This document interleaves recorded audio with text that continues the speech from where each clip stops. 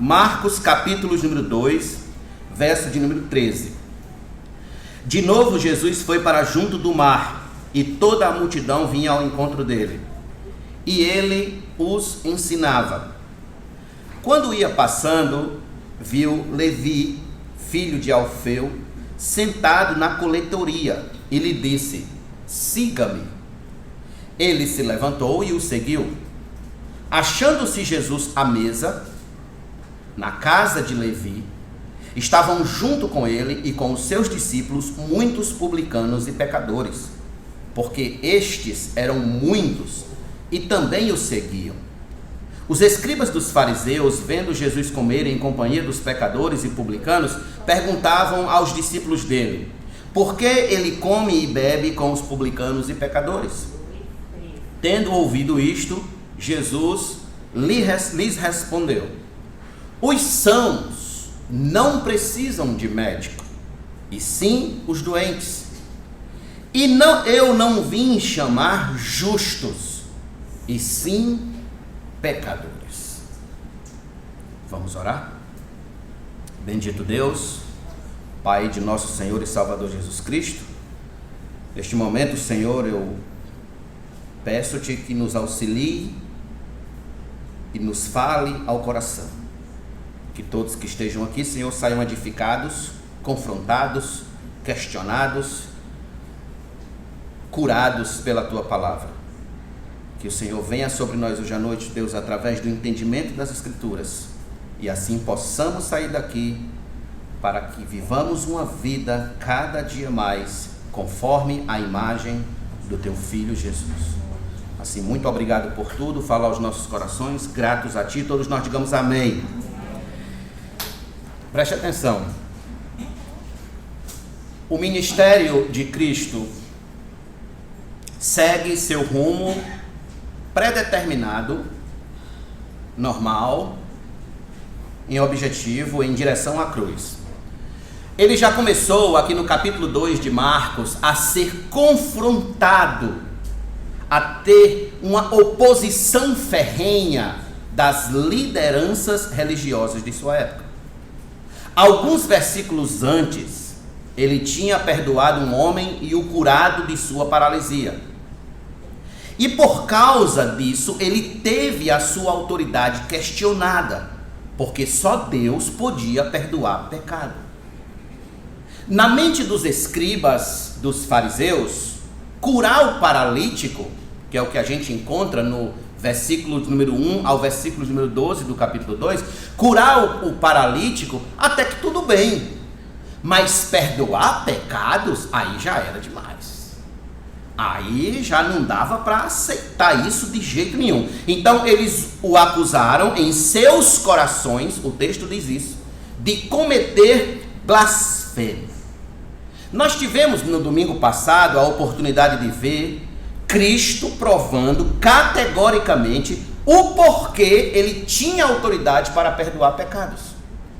O porquê ele tinha autoridade para dizer que alguém estava perdoado. E ele fez isso em 3 ações divinas. Perdoou o pecado, sondou o coração daqueles homens e ainda curou o paralítico. 3 ações que Deus pode fazer. O texto que a gente leu agora, ele pertence ao mesmo contexto, ao mesmo escopo, que declara a autoridade de Cristo, bem como a oferta de perdão de Cristo aos pecadores.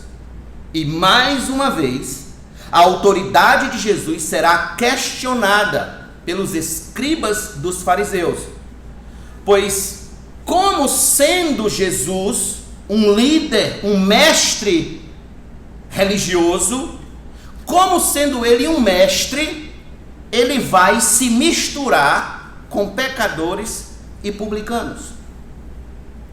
Este episódio, meus irmãos, tem por objetivo mostrar de um modo mais profundo, de um modo mais clínico, de um modo mais cirúrgico, o quanto nosso Senhor é diferente de todos os líderes religiosos de sua época e, por que não dizer, do mundo inteiro e de todos os tempos. Mais uma vez, como nós lemos, ele estava junto do mar da Galileia e, vindo a multidão ao seu encontro, Talvez essa multidão viesse em busca de ver milagres, de ver sinais, de ver maravilhas, de ver poderes miraculosos. Junto com essa multidão, o que Cristo fazia? Os ensinava. Jesus os ensinava. O versículo 13, que nós lemos aqui no capítulo 2, é a prova manifesta de que a essência do ministério de Cristo não é operar milagres, não é fazer maravilhas para impressionar o povo com poderes sobrenaturais. A essência do ministério de Jesus é ensinar o povo o caminho da salvação. É ensinar o povo a como escapar da ira vindoura de Deus. Observe. O ensino de Cristo é a manifestação da graça salvífica de Deus para aquela multidão que o ouvia. E obviamente para nós. No entanto, não apenas o ensino do caminho da salvação manifestava a graça de Deus, mas o chamado especial que Cristo faz a Levi nesse texto é uma revelação da graça especial de Deus a nós. O termo graça, ele significa favor imerecido. Graça significa favor imerecido. Ele não aparece nesse texto, mas nós vamos notar que em todos os atos de Cristo revelados aqui, são atos da graça. Atos de uma graça especial de Deus, alcançando homens e mulheres da pior espécie. Então, nesta porção do Evangelho de Marcos, nós vamos aprender hoje à noite que a graça de Deus se revela no chamado especial que Cristo nos faz para seguir. Eu vou repetir isso aqui. A graça de Deus se revela no chamado especial que Cristo nos faz para seguir. Pastor, de que modo aprenderemos isso? Observando os 3 cenários que o texto nos mostra. Quais são esses 3 cenários? O primeiro cenário é o cenário do chamado. O cenário do chamado. Veja comigo o verso de número 14, por favor. Quando ia passando, viu Levi, filho de Alfeu, sentado na coletoria, e lhe disse: siga-me. Ele se levantou e o seguiu. Observe. O chamado de Levi foi semelhante ao chamado de Pedro e André, Tiago e João, quando Jesus os chamou ainda lá no capítulo 1 do Evangelho de Marcos. Enquanto o Senhor estava caminhando à beira-mar, Jesus viu Pedro, Tiago, João, Simão ali pescando, uns consertando as redes. Então Jesus chamou eles e disse: segue-me. E eles, largando as redes, passaram a segui-lo. Pois bem, assim como os demais discípulos, Levi também estava em seu posto de trabalho. Estava em seu ambiente de trabalho quando Cristo o viu e o chamou para segui-lo. Levi, ele era, como o texto acabou de dizer, coletor de impostos. Era comum, junto ao litoral do Mar da Galileia, ter postos de coleta de impostos, as chamadas aduanas. Tinha as aduanas. Eram os lugares onde os pescadores pagavam tributos a Roma pelo que eles comercializavam. E eles pagavam esses impostos. Levi, que é o Mateus que escreve o Evangelho de Mateus, como coletor de impostos, ele recebia o nome de publicano. E como publicano, era muito improvável que ali passasse alguém da alta corte religiosa de Israel e quisesse algum contato com ele. E quisesse algum instante com ele, mesmo que fosse um simples piscar de olhos. Por quê? Porque os publicanos, comumente, eles eram judeus que trabalhavam para o Império Romano, cobrando impostos dos outros judeus. Por essa razão, eles eram considerados impuros pelos demais judeus, porque estes diziam que os publicanos sempre cobravam impostos para Roma. Quando cobravam impostos para Roma, eles estavam roubando. Estavam metendo a mão no dinheiro que não era deles, quebrando o 6º mandamento. Então assim eles eram tratados, os publicanos, como traidores, judeus traidores e judeus exploradores. Os publicanos também eram acusados de cobrar o imposto além da tabela, ou seja, de superfaturar a nota. Eles ganhavam assim 2 vezes. Eles ganhavam o salário de Roma e ainda ganhavam aquilo que excedia na cobrança deles além da tabela.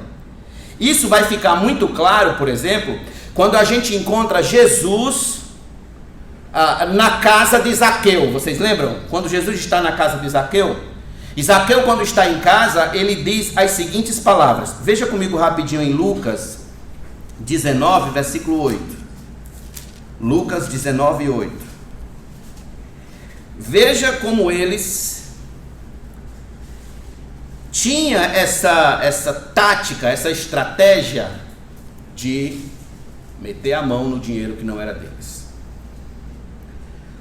19, 8. Zaqueu, por sua vez, se levantou e disse ao Senhor: Senhor, vou dar a metade dos meus bens aos pobres. Veja que o publicano era alguém rico. E se roubei alguma coisa de alguém, vou restituir 4 vezes mais. E se roubei? Zaqueu sabia que a fama de ladrão seguia os publicanos por onde eles andassem. Sabia que eles tinham essa fama de ladrão, de meter a mão num dinheiro que não era deles, e por isso que ele fala aqui de restituição. Além do mais, o fato dos publicanos terem contatos constantes com os gentios os tornava mais impuros ainda, ao ponto de que quem tocasse num publicano ficaria impuro também, ao ponto de que a casa em que um publicano entrasse, aquela casa também se tornaria impura.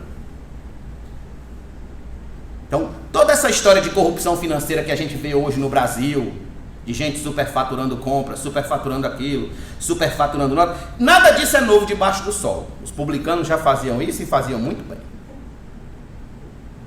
No entanto, o texto diz que Jesus viu Levi. Jesus viu Levi sentado na coletoria e disse: siga-me.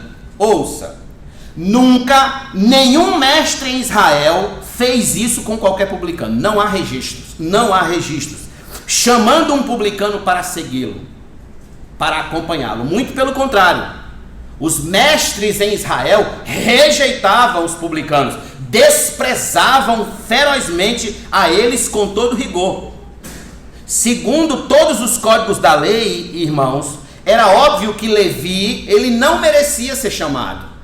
Se a gente fosse aplicar a lei de Moisés, Levi não merecia ser chamado. Não havia nele nada que o recomendasse ao céu. Ele era ladrão, ele era explorador, ele traía o seu povo e ele era corrupto. E é exatamente aqui onde a doce graça de Deus se revela. Porque graça é exatamente o favor imerecido. É Deus estendendo a mão para quem não merece. É Deus chamando quem não merece. Então, Jesus viu Levi. Esse viu aqui, ele não é simplesmente o ver, simplesmente de ver na geral. É que ele atentou, ele observou, ele amou Levi. Essa é a ideia. Esse viu aqui, ele é algo específico. Ele é um chamado específico.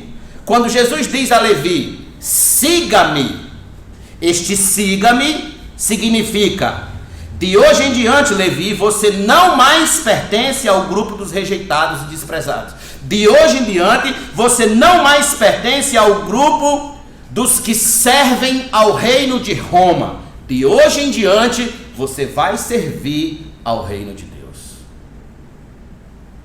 Pois bem, aqui está um homem que não merecia ser chamado por Cristo, segundo os padrões da religiosidade judaica, ele não merecia ser chamado por Cristo, mas por sua doce graça, nosso Senhor o chamou e o salvou. Irmãos, é típico na história da salvação nós vermos Deus chamando exatamente as pessoas improváveis para serem salvas. Os improváveis. Permita-me trazer-lhes dois simples exemplos que eram improváveis de serem salvos, e Deus os salvou. Raabe era uma prostituta na cidade de Jericó. Quando os espias de Josué foram espiar a cidade para tomá-la, eles ficaram exatamente na casa dela, na casa de Raabe, e eles foram guardados por ela, quando os homens de Jericó chegaram procurando para matá-los. Então, eles fizeram um acordo com Raabe pela fé em Deus, com as seguintes palavras. Abra sua Bíblia comigo em Josué capítulo número 2, por favor. Lembrando que Raabe era pagã, mas veja como o coração dela já estava em relação a Deus. Capítulo 2,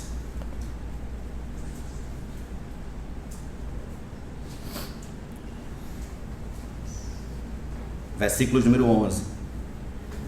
Quando ouvimos isso, quando ouviram que os filhos de Israel iam tomar a cidade de Jericó, ela diz: quando ouvimos isso, o nosso coração se derreteu. Todos ficamos desanimados por causa da presença de vocês. Porque o Senhor, o Deus de vocês, é Deus em cima nos céus e embaixo na terra. E agora jurem pelo Senhor que assim como usei de misericórdia para com vocês, vocês também usarão de misericórdia para com a casa de meu pai, e que me darão um sinal certo de que conservarão a vida de meu pai, de minha mãe, dos meus irmãos, das minhas irmãs, com tudo que eles têm, e de que livrarão a nossa vida da morte. Então os homens lhe disseram, veja, acompanhe comigo, por favor: a nossa vida responderá pela de vocês, e se vocês não denunciarem esta nossa missão, e quando o Senhor nos der esta terra, usaremos de bondade e fidelidade para com você. Então ela os fez descer por uma corda pela janela, porque a casa em que ela morava estava construída sobre a muralha da cidade, e disse a eles: vão para o monte, para que os perseguidores não os encontrem, escondam-se lá durante 3 dias, até que eles voltem e depois sigam o seu caminho.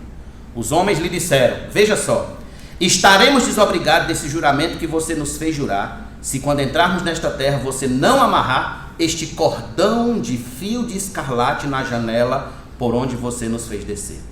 E se você não reunir em sua casa o pai, a sua mãe, seus irmãos e toda a sua família com seu pai, quem sair para fora da porta da casa será responsável pelo que lhe acontecer, e nós seremos inocentes. Mas se alguém puser a mão em alguém que estiver com você dentro da casa, nós seremos responsáveis. E se você denunciar esta nossa missão, estaremos desobrigados do juramento que você nos fez jurar. E ela disse: que seja assim como vocês disseram. Então Raabe os despediu e eles se foram. E ela amarrou o cordão de escarlate na janela. Agora vá comigo para o capítulo número 6, por favor. Capítulo 6, verso de número 22. Veja como Deus vai orquestrando os atos de sua graça na vida dessa mulher. Verso 22. Então Josué disse aos 2 homens que espiaram a terra: entrem na casa da prostituta e tirem-na de lá, com tudo o que ela tiver, como vocês juraram a ela. Então os jovens, os espias, entraram e tiraram Raabe, o seu pai, a sua mãe, os seus irmãos, e tudo o que elas possuíam. Tiraram também toda a sua parentela e os acamparam fora do arraial de Israel. Porém queimaram a cidade e tudo o que havia nela, não somente a prata, o ouro e os utensílios de bronze e de ferro, deram para o tesouro da casa do Senhor. Mas Josué, veja, Josué conservou com vida a prostituta Raabe, a casa de seu pai e tudo o que ela possuía. E Raabe ficou morando no meio de Israel até o dia de hoje, porque escondeu os mensageiros que Josué tinha enviado para espiar Jericó. Veja a graça de Deus em todos os atos, mas não para aí não. Veja só onde é que Raabe, essa prostituta, vai ser citada. Vá comigo para Mateus capítulo número 1, por favor. Mateus capítulo 1. Olha onde ela vai ser citada. No capítulo 1, nós temos logo de início a genealogia de Jesus. Mateus está escrevendo a genealogia de Jesus, de onde Jesus veio, né? A árvore genealógica de nosso Senhor. E ele diz no versículo 1, livro da genealogia de Jesus Cristo, filho de Davi, filho de Abraão. Agora veja o versículo 5. Salmão gerou Boaz, cuja mãe foi Raabe. E Obed gerou Jessé. Olha onde ela está sendo citada. Na genealogia de nosso Senhor. Mas não para aqui não. Veja mais onde ela foi lembrada. Abra em Hebreus, capítulo número 11, por favor. Hebreus 11. Verso de número 31. Vamos do 30, porque está dentro do contexto. Pela fé, ruíram as muralhas de Jericó, depois de rodeadas por 7 dias. Os irmãos devem lembrar do que aconteceu. Deus disse que rodeassem por 7 dias e no 7º dia a muralha ia cair e caiu. Verso 31. Pela fé, Raabe, a prostituta, não foi destruída com os desobedientes, porque acolheu os espias com paz. Observe, Raabe foi alvo da graça de Deus. Ele orquestrou tudo, desde a hospedagem dos espias em sua casa, até o livramento dela e de toda a sua família. Por que Deus fez isso? Porque ela era a mulher mais santa de Jericó? Porque ela era a que mais merecia? Muito pelo contrário, ela era rejeitada e desprezada por causa da sua profissão promíscua. No entanto, olhem pelas lentes da graça, olhem pelas lentes do favor imerecido de Deus. Vejam como ela e toda a sua família foram alcançados pela graça de Deus, onde ela passou a fazer parte da genealogia de nosso Senhor e ainda se tornou uma heroína da fé. É graça. Pega alguém que não merece, alguém que é completamente improvável, e transforma completamente a vida da pessoa. Essa mulher recebeu um favor imerecido. Deixa eu dar outro exemplo. Paulo, antes Saulo, foi um perseguidor da igreja de Cristo, odiava os cristãos, odiava de morte. Entretanto, quando ele seguia para o caminho de Damasco, os irmãos devem estar lembrados, para perseguir os crentes, Jesus lhe apareceu e lhe disse as seguintes palavras. Que palavras? Abra em Atos capítulo número 9, por favor. Atos, um texto conhecidíssimo, mas que precisa sempre ser lido para refrescar nossa memória e nos alimentar o coração. Verso de número 4 a 6, primeiro. Ele caiu por terra, Jesus apareceu, uma luz do céu brilhou ao seu redor. Ele caiu por terra e ouviu uma voz que lhe dizia: Saulo, Saulo, por que você me persegue? E ele perguntou: quem é o Senhor? E a resposta foi: eu sou Jesus, a quem você persegue. Mas levante-se e entre na cidade, onde lhe dirão o que você deve fazer. Agora veja o versículo número 10 em diante. Havia em Damasco um discípulo chamado Ananias. O Senhor lhe apareceu numa visão e disse: Ananias? Ao que ele respondeu: eis-me aqui, Senhor. Então o Senhor lhe disse: levante-se e vá à rua que se chama direita, na casa de Judas. Não é Judas Iscariote aqui, certo? É outro Judas. Procure um homem de Tarso chamado Saulo. Ele está orando.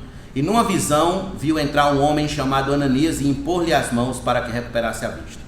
Ananias, porém, respondeu: Senhor, de muitos tenho ouvido a respeito desse homem, quanto mal tem feito aos teus santos em Jerusalém. E aqui em Damasco ele tem autorização dos principais dos sacerdotes para prender todos os que invocam o teu nome. Em outras palavras, Senhor, tu está chamando um homem que não merece. Alguém que não merece. Verso 15. Mas o Senhor disse a Ananias: vá, porque este é para mim um instrumento escolhido para levar o meu nome diante dos gentios e reis, bem como diante dos filhos de Israel. Pergunta aos irmãos, não é surpreendente que um Deus tão santo, tão justo, chame pessoas que não merecem nada para segui-lo? Pessoas como Levi, pessoas como Raabe, pessoas como Paulo, pessoas como Davi. Deixa eu ser mais específico. Em que você acha, ou em que vocês acham, que nós, homens do século 21, somos melhores do que Levi? Em que vocês acham que nós somos melhores do que Raabe e do que Paulo diante de Deus? Em que vocês acham que nós somos melhores? Merecedores? Sabe como é que a Bíblia fala a nosso respeito de um modo geral? A Bíblia fala o seguinte, abra comigo rapidinho em Romanos 3, por favor. Romanos 3. Romanos 3. O apóstolo Paulo é cirúrgico, brilhantemente, inspirado pelo Espírito Santo. Ele traz à luz, traz a lume a realidade daquilo que nós somos, como por natureza, podemos dizer assim. Versículo 9, que se conclui? Temos nós alguma vantagem? E eu pergunto, temos nós alguma vantagem à frente de Levi, à frente de Raabe, à frente de Davi, à frente de Saulo? Temos nós alguma vantagem? Aí Paulo diz, não, de forma nenhuma, pois já temos demonstrado que todos, tanto judeus como gregos, estão debaixo do pecado. Versículo 23, pois todos pecaram e carecem da glória de Deus. Todos pecaram. No Romanos 5, versículo 12, Paulo diz, portanto, assim como por um só ser humano entrou o pecado no mundo, e pelo pecado veio a morte, assim também a morte passou a toda a humanidade, porque alguns pecaram. É o que está escrito aí? Não, porque todos, de Adão até o último homem que nasceu agora há pouco, todos estão encerrados debaixo dessa natureza pecaminosa de rebeldia a Deus. Aqui está a verdadeira radiografia do que somos: pecadores, carentes da glória de Deus, carentes da aceitação de Deus, do favor de Deus, carentes da sua graça e carentes da sua misericórdia. Perceba, a graça de Deus se revela no chamado que Cristo nos faz para segui-lo, mesmo sendo nós quem somos. Mesmo sendo nós tão pecadores quanto Levi, tão pecadores quanto Raabe e tão pecadores quanto Paulo, Cristo nos chama hoje, nos chama agora, para que o sigamos, para que assumamos um compromisso público de fé nele. Seguir a Cristo é assumir responsabilidades com Cristo. Seguir a Cristo é colocar a mão no arado. Seguir a Cristo é você aceitar a responsabilidade sobre os seus ombros e seguir adiante com Ele. Seguir a Cristo significa exatamente amarrar o fio de escarlate na janela de nossa alma. É para isso que Ele nos chama. E a nossa resposta qual deve ser? Deve ser a mesma que Levi deu a Cristo. O texto diz que Ele se levantou e o seguiu. Ele se levantou e o seguiu. Por isso que eu digo, todos que estamos aqui hoje, vamos dar uma resposta para Cristo. Ou rejeitando o seu convite para segui-lo, ou seguindo conforme a palavra nos fala. Levante-se. Isso é o que significa ser cristão. É alguém que se levanta, é alguém que toma uma posição em compromisso com Cristo, que o segue, que o obedece, que se compromete com o seu reino e com a obra dele em todos os aspectos. Se você ouve e entende que Cristo está lhe chamando, lhe convidando, para que você o siga com mais compromisso, com mais fervor, com mais obediência, com mais temor, com mais amor, com mais intensidade, então levante-se e o siga. Assuma uma posição diante de Deus com toda a força da sua alma, com todo o seu entendimento, com todo o seu coração e a sua vida, e pare de viver um cristianismo que segue, mas não segue, que vai, mas não vai, que é, mas não é. Assuma um compromisso diante de Deus. Senhor, eu vou te seguir, assim como Levi o fez, assim como esse homem o fez. Está escrito em Lucas que ele abandonou tudo e seguiu a Cristo. Imagine só, o homem abandonar uma coletoria de impostos naquela época era como que abandonar o sorteio da Mega Sena. Era muito dinheiro e ele o fez e o seguiu. Eu não estou dizendo que você vai ter que abandonar a sua vida profissional, etc. Não é isso. Eu estou dizendo apenas que o texto nos convida, nos ensina que seguir a Cristo é assumir um compromisso real, verdadeiro. Um compromisso de modo integral e não parcial, integral. O Otmani dizia o seguinte: nenhuma oportunidade divina enviada deve ser perdida. Nenhuma oportunidade divina enviada deve ser perdida. Aqui está a oportunidade divina enviada. O chamado para seguir a Cristo, não a desperdice. Não desperdice essa oportunidade. Não rejeite a oportunidade, mas levante-se e siga-o com mais compromisso, com mais fervor, buscando cada dia mais escapar da ira vindoura. Este é o primeiro cenário que nós temos nesse texto. É o cenário do chamado de Levi. Esse chamado já revela de cara o escândalo da graça. Isso é um escândalo para os religiosos da época. Como chamar um homem feito Levi? Ele não merece. Ele não passa de um miserável publicano que rouba dinheiro dos outros. Interessante. E Cristo o chama, porque isso é graça. Isso é graça, é salvação pela graça. Não é porque eu mereço. Exatamente assim. Mas nós temos o segundo cenário. Qual é o segundo cenário? Para que a gente aprenda sobre a revelação da graça especial. O segundo cenário se encontra na celebração do chamado. Na celebração daquele chamado que Cristo fez. Veja o versículo número 15, por favor, no capítulo número 2 de Marcos. Verso número 15. Achando-se Jesus à mesa na casa de Levi, estavam junto com ele os seus discípulos, muitos publicanos e pecadores, porque estes eram muitos e também o seguiam. Observe, depois de ser alcançado pela graça de Cristo, pela graça de Deus em Cristo, Levi, ele deu um banquete em sua casa. E ele não deu um banquete apenas para si e para a sua família. Ele também chamou os seus amigos, publicanos e os outros a quem eram considerados de pecadores, que eram exatamente homens rejeitados, homens desprezados. Irmãos, naquela época, receber alguém em sua casa, dar um banquete, era um momento muito especial e tinha muitos significados. Por exemplo, poderia ser um sinal de paz, um sinal de fraternização pacífica. Poderia ser um sinal de confiança na pessoa a quem você estava dando o banquete. Poderia ser também um sinal de qual grupo você pertencia, de qual grupo social você fazia parte. E isso ainda tem até hoje, né? E também marcava momentos de reconciliação entre inimigos.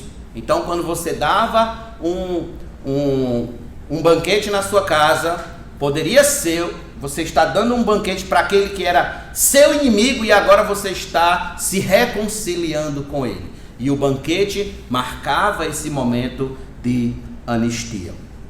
Então, quando gente da espécie de Levi recebia um mísero aceno de algum líder religioso de sua época, isso era ganhar o dia para eles. Eles ganhavam o dia. Mas ser chamado a seguir a Cristo, isso era motivo de celebração. Isso era motivo de banquete. Então, Levi e seus amigos publicanos e pecadores, eles celebram o privilégio de serem acolhidos pelo mestre mais famoso do momento na época. Pelo mestre mais badalado na época, que era Cristo. As multidões estavam seguindo a Cristo. Aonde Jesus ia, as multidões estavam com ele. Então alguém receber esse mestre na sua casa era muita honra. Era muita alegria, era motivo de banquete, de celebração. Irmãos, creio eu piamente que esta deve ser a mesma atitude de todo aquele que foi chamado e salvo por Cristo. Deve ser uma atitude de celebração, uma atitude de festa, uma atitude de alegria, uma atitude de exultação no Senhor. A Bíblia diz que há festa no céu quando um pecador se arrepende. Pois bem, devia e deve haver também festa na terra quando Cristo nos visita. Sempre uma festa, um culto alegre, vivo, animado, quando Cristo nos visita. E eu creio que Ele está nos visitando hoje à noite. No entanto, para que isso faça sentido, para que a ideia de celebração desse chamado faça sentido, deve haver naquele que foi chamado por Cristo a consciência de onde ele foi tirado, do que ele escapou e do que ele era como pessoa. Estes homens que estão no banquete receberam o título de publicanos e pecadores. Publicanos e pecadores. Eram assim que eles eram considerados naquela época em Israel. Nós já explicamos aqui agora há pouco o que significava ser um publicano. O que era um publicano. Por que ele era rejeitado em Israel. Mas aqui tem outro termo pejorativo, que é o termo pecadores. Mas pastor, todos não são pecadores? Todos são pecadores. Mas aqui existe um sentido específico. Qual é esse sentido? Essas pessoas que eram consideradas como pecadoras eram as pessoas que não estudavam a lei junto com os fariseus. Eles não estudavam a lei, então era o tipo de pessoa que era tratada como pecadora. Eles não faziam parte de alguma facção religiosa. Eram tratadas como pecadoras. E além de que, eram as pessoas que viviam entregue aos vícios. A imoralidade sexual, a bebedice, a glutonaria, a devassidão, etc. O próprio Jesus foi acusado de beberrão e de glutão porque estava comendo com esse povo. Diz lá em Mateus capítulo 11, versos 18 e 19.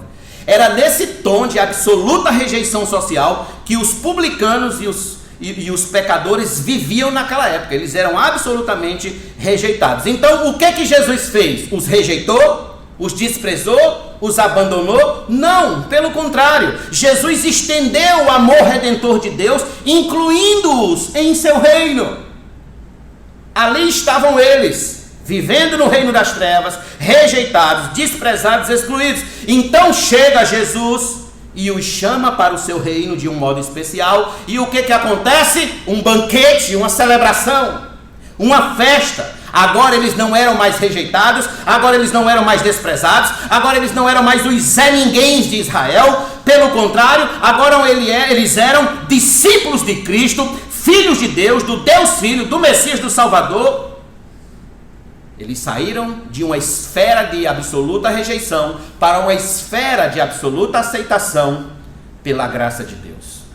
Ouça, somente quem conhece o grau de sua perdição, somente quem conhece o grau, a profundidade do seu pecado, consegue celebrar o privilégio de ser salvo por Cristo. Eu vou ser mais claro. Somente aquele que sabe das trevas em que andou, celebra a luz que o alcançou. Você já esteve num ambiente muito escuro mesmo, em que você ansiava por uma fagulha de luz para poder iluminar alguma coisa? Pronto, somente quem já viveu num ambiente profundamente de trevas, de escuridão, de pecado, de perdição, somente quem tem consciência disso consegue celebrar a salvação em Cristo Jesus.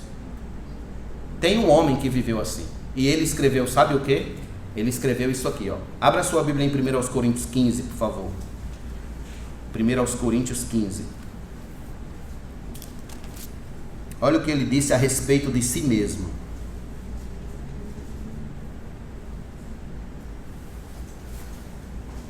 Porque eu sou o menor dos apóstolos. 1 Coríntios 15, versículos número 9. Porque eu sou o menor dos apóstolos.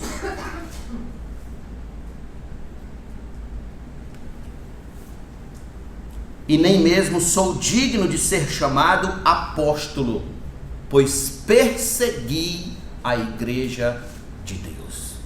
O que é isso? Consciência de quem ele era antes de ser alcançado por Cristo. Ao ponto de que na segunda carta de Paulo aos Coríntios, ele vai dizer: pela graça de Deus sou o que sou.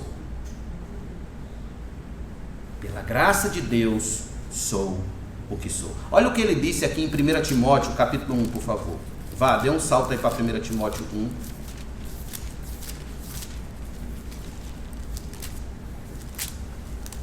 Versículo número 15. 1 Timóteo 1, versículo número 15.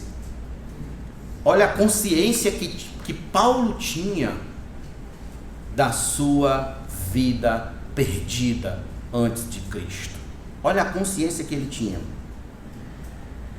Esta palavra é fiel e digna de toda aceitação. Que palavra é essa? Ele diz que Cristo Jesus veio ao mundo para salvar os pecadores, dos quais eu sou o principal. Isso é consciência. Consciência. Se não enxergarmos a grandeza da nossa perdição, do nosso pecado, da perversidade da nossa natureza caída, do quanto estamos em trevas longe de Deus, nós jamais saberemos alguma coisa da alegria que esse povo estava vivendo nesse banquete. Jamais saberemos, a menos que você reconheça que é um pecador terrível, que ofende a Deus e que por esta razão encontra-se diariamente com a corda no pescoço. A menos que você reconheça isso, você jamais experimentará uma gota de alegria que esses publicanos e pecadores estavam experimentando na presença de Cristo. Por outro lado, se você se vê como um pecador ofensivo que é, se você reconhece o tipo de vida que você vivia, o tipo de pensamentos que alimentavam os seus atos, pensamentos perversos que ocupavam a sua cabeça. Se você olha para o espelho e vê no espelho um pecador de marca maior, e mesmo assim foi chamado por Cristo e está em Cristo, então celebre, alegre-se, festeje, porque você estava perdido e foi achado, estava morto e reviveu na pessoa de Cristo Jesus. Devemos experimentar a alegria que aqueles publicanos e pecadores estavam usufruindo na pessoa de Cristo, alegria do fato de ter sido resgatado pela graça de Deus. Estávamos a caminho. Irmãos, pensem bem, nós estávamos todos seguindo por aquela porta larga. Lembra lá de Mateus? Ele falou da porta estreita e da porta larga. Estávamos todos seguindo como gado, como um rebanho, seguindo a caminho do inferno, a caminho da perdição, naquela porta larga. Então nós ouvimos a voz do Espírito de Deus nos chamando dali e nos trazendo e nos encaminhando para a porta estreita, que é a porta que conduz à vida eterna. E por essa razão nós temos que celebrar, se alegrar em nossos corações, ser felizes por esta razão, celebrar o fato de agora pertencer à família de Deus, celebrar o fato de agora nós estarmos inseridos no corpo de Cristo, de ter comunhão direta com os filhos de Deus, de ter comunhão com o próprio Deus e de agora poder chamá-lo de Pai. Pai celeste, Pai que nos assiste e nos ama. Este é o escândalo da graça. O escândalo da graça é que pecadores miseráveis, dignos de rejeição, são alcançados por Cristo e podem celebrar com Ele junto à mesa da comunhão. Este é o escândalo da graça. Não é porque você merece, é porque Ele lhe alcançou com o seu doce amor. Qual era a diferença entre Cristo e os demais líderes? Era exatamente essa. Os demais líderes da época rejeitavam as pessoas. Se elas não se enquadrassem dentro da sua listinha, e nós vamos ver já isso agora com mais calma, se eles não se encaixassem, eles não faziam parte. Mas Jesus não, Jesus ia exatamente até essas pessoas e os salvava para a sua glória. Olha o que Pedro escreveu aqui na primeira carta de Pedro, capítulo 2, por favor. Primeira carta de Pedro 2. E aí me responda se isso não é motivo de festa.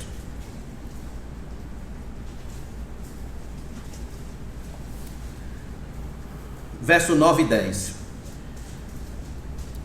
Vocês, porém, são geração eleita, sacerdócio real, nação santa, povo de propriedade exclusiva de Deus, a fim de proclamar as virtudes daquele que os chamou das trevas para a sua maravilhosa luz.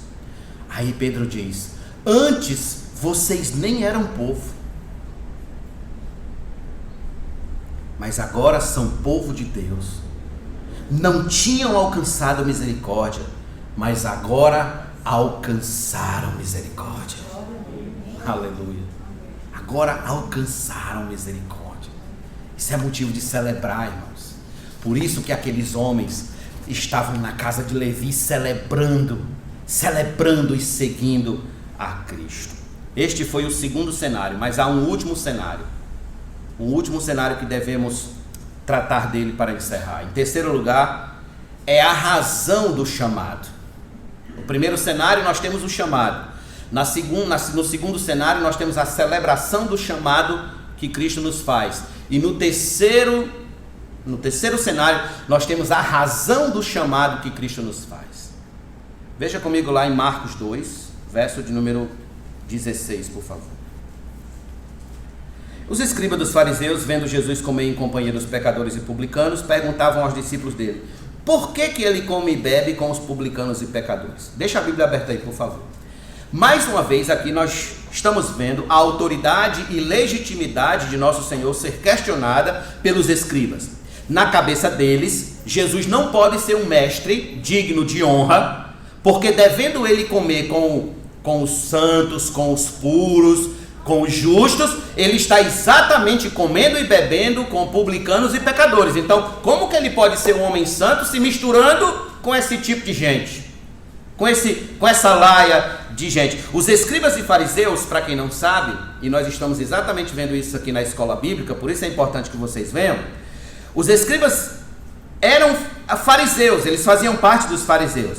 Os fariseus, irmãos, eles surgiram de um grupo chamado Hassidim, que eram os piedosos.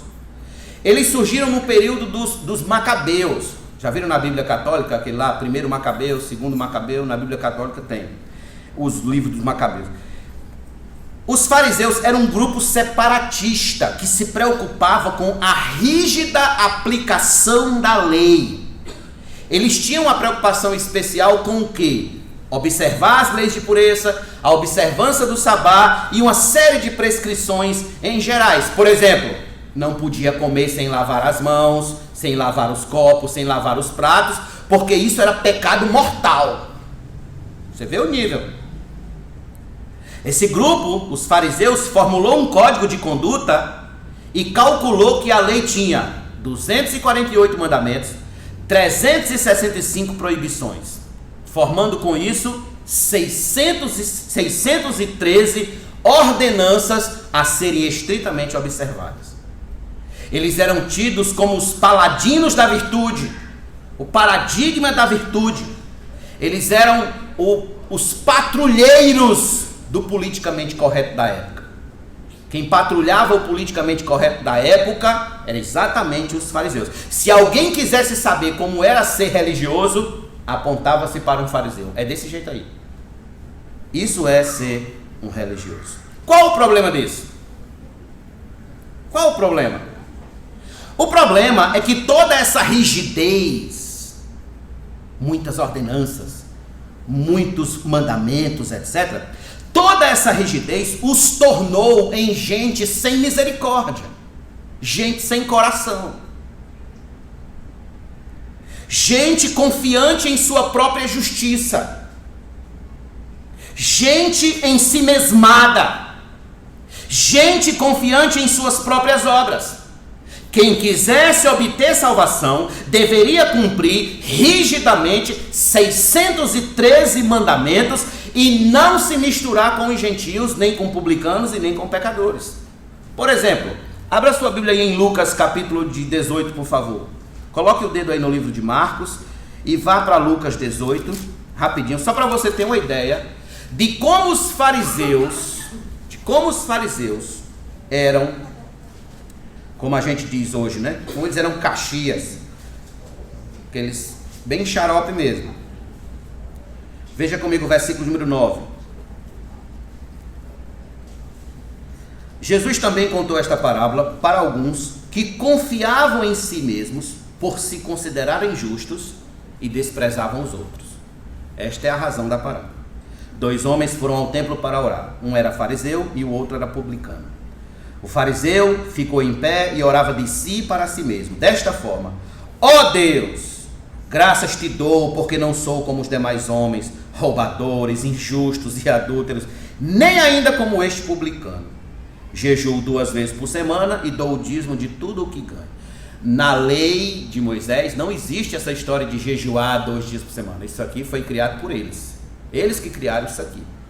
Então veja a arrogância deles. Não sou como os demais homens e nem como este publicano. Eles eram arrogantes, eram assim que eles se viam, se enxergavam e enxergavam os demais. Então, na mente dos fariseus, Jesus não podia ser um verdadeiro líder, porque ele comia com pessoas, sabe, do baixo escalão. Ele comia com pessoas da ralé, com pessoas impuras, segundo o conceito deles. Pessoas que viviam em casas impuras, porque eram casas onde moravam publicanos. Então Jesus não era para estar naquele banquete, porque aquele era um banquete impuro.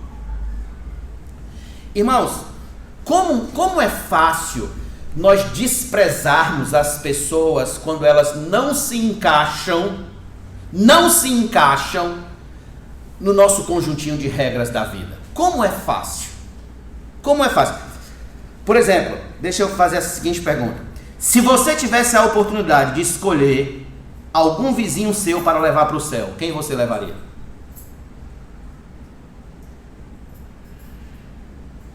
Aquele que faz farra todo final de semana ou aquele todo politicamente correto?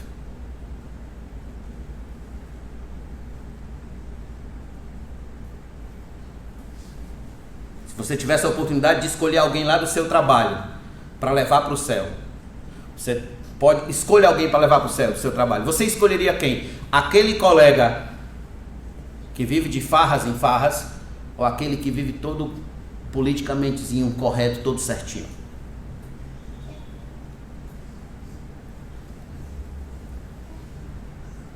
Escute, os fariseus não levariam os amigos de farra. Com certeza não levariam. Então, de que maneira Jesus vai responder a pergunta deles? Por que ele come com publicanos e pecadores? Aí Jesus dá uma resposta magistral. Jesus diz o seguinte no versículo número 17, veja: tendo ouvido isto, Jesus lhe respondeu: os sãos não precisam de médico. Eu não vim chamar justos, e sim pecadores. Os estudiosos acreditam que Jesus usou de um provérbio popular que falava que os sãos não precisavam de médico e emendou logo em seguida exatamente dentro do contexto espiritual. Irmãos, eis aqui a razão do porquê Jesus come com publicanos e pecadores. É porque ele veio chamar exatamente os pecadores e não aqueles que se julgam justos, que se acham justos. Lucas, quando escreveu esse texto paralelo, ele diz o propósito a que Jesus chama os pecadores. Ele diz: ao arrependimento. Jesus chama os pecadores ao arrependimento. É para isso que ele os chama. Não chama para que a pessoa permaneça do mesmo jeito, não. Jesus chama para que a pessoa se arrependa dos seus pecados e viva uma nova vida diante da sua presença. Portanto, Jesus não está naquele banquete comendo e bebendo sem propósitos eternos. Não, muito pelo contrário. Ele está chamando pecadores ao arrependimento, a consertar o relacionamento deles com Deus. É por isso que ele está dando atenção a eles. E é por isso que nós, a igreja, devemos dar atenção a exatamente aos descrentes, aqueles a quem a gente acha que não tem mais jeito. A gente tem que dar atenção a essas pessoas, chamando-as ao arrependimento de pecado, resgatando, irmãos, essa mensagem que está tão esquecida dos nossos púlpitos. que está tão esquecida do contexto evangélico, a mensagem do arrependimento de pecado. É aqui onde a chamada teologia da libertação, uma teologia muito celebrada aí por alguns católicos, principalmente politicamente mais à esquerda, é aqui onde essa teologia da libertação ela cai por terra. Por quê? Porque segundo essa teologia, e eles usam exatamente esse texto, viu? Eles usam esse texto aqui. Segundo essa teologia, Jesus ele tem a preocupação apenas em salvar os pobres. Jesus não quer conversa com o rico, é apenas os pobres. Esta é a grande mensagem do Evangelho, salvar os pobres, segundo eles. Essa teologia, na verdade, nessa teologia não há salvação para os ricos, não há. Na teologia da libertação só há salvação para os pobres. Ou seja, é uma teologia preconceituosa com quem é rico, né? E até onde eu vejo no Evangelho, pobre e rico foi salvo. Gente pobre e gente rica foram alcançados pelo Evangelho e foi salvo. Porque os publicanos não eram pobres. Eles não eram pobres, eles eram ricos. E eles foram alcançados pelo Evangelho. Não é uma questão econômica, mas é uma questão de receber a Cristo como Senhor e Salvador. É de fé em Cristo. Não é o quanto você tem no banco ou o quanto você não tem. É o fato de você se arrepender dos seus pecados e seguir a Cristo, segui-lo, se comprometer com Ele. Qual era o grande problema dos fariseus com Jesus? Qual era o grande problema? O grande problema dos fariseus é que eles se enxergavam tão puros, tão santos, tão justos, que não tinham nada do que se arrepender. Não precisavam de um Salvador. Eles não precisavam de ninguém que os salvasse. Eles já confiavam em suas próprias obras. Pergunta, irmãos, não é esse o problema do homem moderno, não? O problema do homem moderno é que ele não vê qualquer razão para se arrepender. Ele se acha muito justo, muito decente, ele não se enxerga como pecador. Aliás, você chamar um homem desses modernos, chamar de pecador, é uma ofensa terrível. Vai ser processado aí por danos, por calúnia e danos morais, etc. Então, assim como os fariseus, o homem moderno acredita que pode salvar a si mesmo com uma vida decente. Então, o homem moderno, o homem de hoje, ele diz o seguinte: ei, pastor, eu não mato, eu não roubo, eu nem fumo, eu pago meus impostos em dias, eu não vivo de farra. Então, por que eu não vou ser salvo? Por que eu não posso ser salvo? Ocorre que esse tipo de pensamento o deixa cego para enxergar a necessidade de um Salvador eterno. E assim como os fariseus, ele segue a vida inteira acreditando que pode salvar a si mesmo, que pode justificar a si mesmo, e assim ele despreza Cristo. Agora vamos ver se o homem moderno pode salvar a si mesmo de acordo com esses conceitos. Deixa-me perguntar: você já mentiu alguma vez na vida?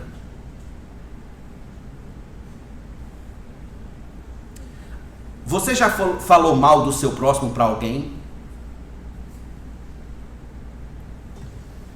Você já desejou, já cobiçou algum bem do seu próximo? Só mais uma pergunta básica. Você já desobedeceu a seu pai ou sua mãe alguma vez na vida? Eu já, muitas vezes. Já? A pergunta é: como você vai resolver o problema desse pecado diante de Deus? Como você vai justificar isso? Porque se você cometeu algum desses pecados, eu garanto que nada do que você fizer com suas próprias obras resolverá. Nada. Continuará lá a culpa do mesmo jeito. Nada pode pagar o preço do seu pecado. Nada que você faça pode pagar. Nada. Suas melhores obras não serão aceitas.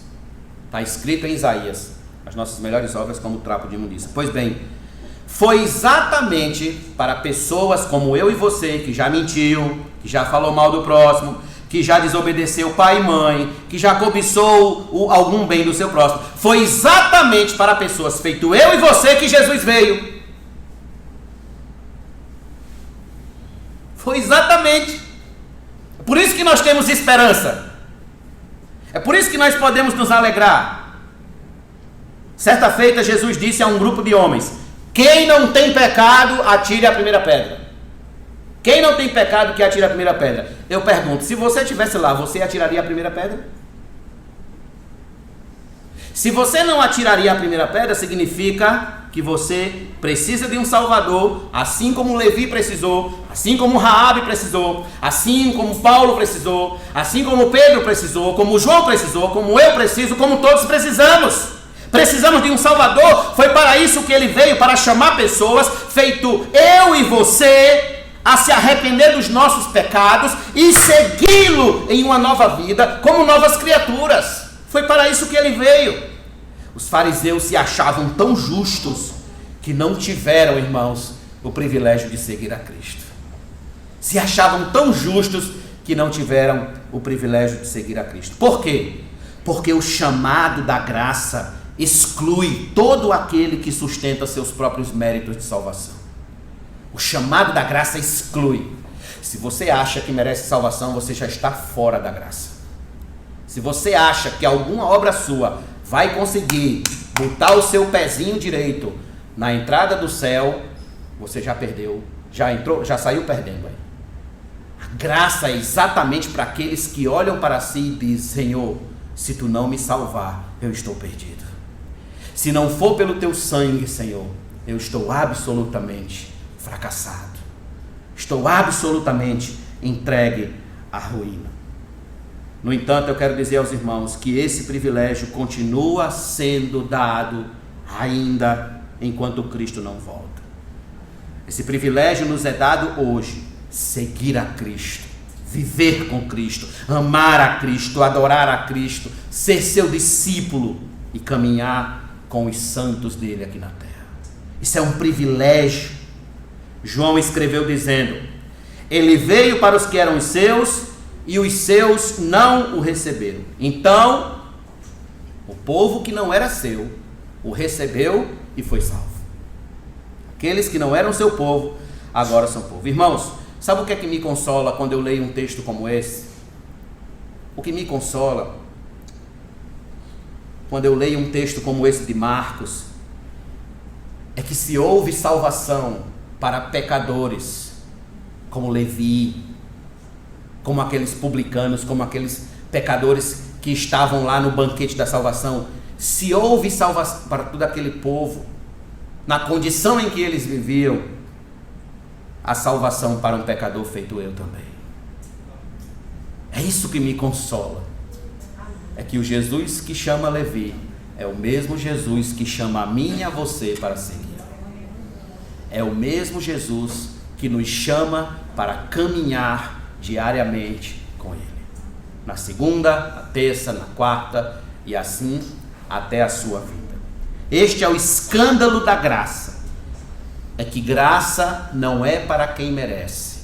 Graça é para quem carece. Para quem carece. Permita-me concluir com a seguinte reflexão. Com a seguinte pergunta: entre quem nós estamos? Nós estamos entre aqueles que dizem poder salvar a si mesmos? Ou nós estamos entre aqueles que precisam de um Salvador? Responda para você mesmo. Entre qual grupo você está? Entre aqueles que dizem que podem salvar a si mesmos? Ou aquele grupo que diz: eu preciso de um Salvador, que é Cristo Jesus? Vamos ficar de pé. Eu peço que você não saia daqui hoje sem se certificar da sua salvação. Não saia sem se certificar da sua salvação. Irmãos, a vida está tão incerta para a gente brincar com Deus. A vida está tão incerta. Cada dia mais a morte ronda a nossa vizinhança, os nossos lares, as nossas ruas. Nós temos que nos certificar da nossa salvação.